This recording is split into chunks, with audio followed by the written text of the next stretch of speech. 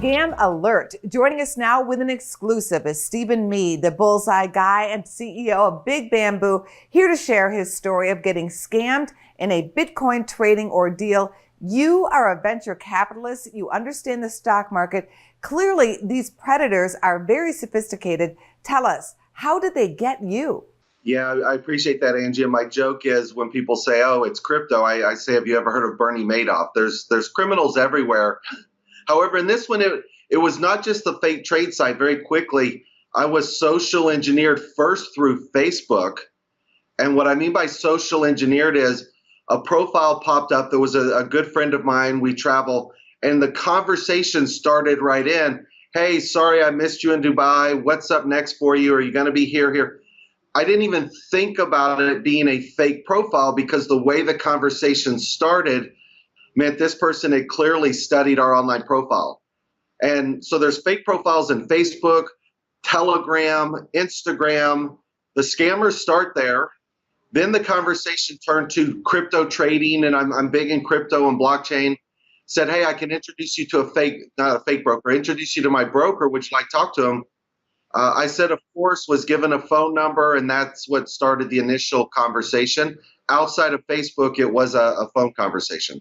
And it all sounded so legit. Well, didn't only sound legit. I come out of sales training. I was a licensed broker, so we had conversations around trade strategy, long, short, whether you could hedge on futures and Bitcoin, and what was the trade strategy? Was it day trading, in and out? Was it trying to pick trends? We had 3 or 4 or 5 conversations that weren't along the lines of, hey, give me your Bitcoin, I'll make you lots of money. It was a relatively sophisticated conversation before I took the next step, which was one of the tragic steps along the journey.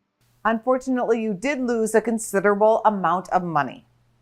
Correct. I mean, it's substantial. Again, Angie, you and I have joked. It's relative. It's a big enough amount that it matters to me. And in schemes of other people, it may not be big, but I think any amount of money lost for somebody is substantial to them and important. And the way this happened, just for anybody else looking at it, I was given a link, and the broker actually said, hey, we use Plus 500, which is a very reputable site. It's owned by Binance. It could have just as easily been TD Ameritrade. It could have been any existing site where you might go and register to sign up and trade stock on your own or allow a broker to trade it through a link. Unfortunately, the link he gave me was not the official Plus 500. And I'm not picking on P500. They weren't involved, I'm sure. But the link was app dot and then the website. And even on our systems, Moneta Pro, we run app dot all the time. So I didn't think anything about it. It was a secure site. Click the link. It looks identical to the actual official trade site. And as they're showing you all the money that you're making in this trading, I'm sure that greed got the best of you, just like it would anybody else. But what's the recourse at this juncture? Yeah, it's interesting because as much as people think, oh, Bitcoin's the wild, wild west and Bitcoin's been hacked, Bitcoin itself has never been hacked. The exchanges have been hacked and money's been stolen. And for people to think Bitcoin's anonymous, it's a misnomer. The actual transactions are not anonymous where the accounts are, and the people are somewhat anonymous. So there are tracking tools. We're working with a cyber recovery team now.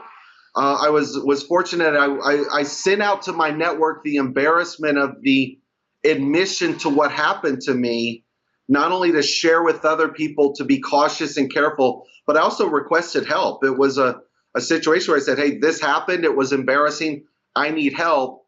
And fortunately, through my network, there are some cyber recovery companies that believe they might be able to go out, track it down, find it. And then also Europol did an investigation through several countries in Europe and busted a criminal ring almost identical. What would you do differently? So step one, if you get contacted through Facebook or Twitter and they're asking you for money or introducing you to a broker, pick up the phone and call that person.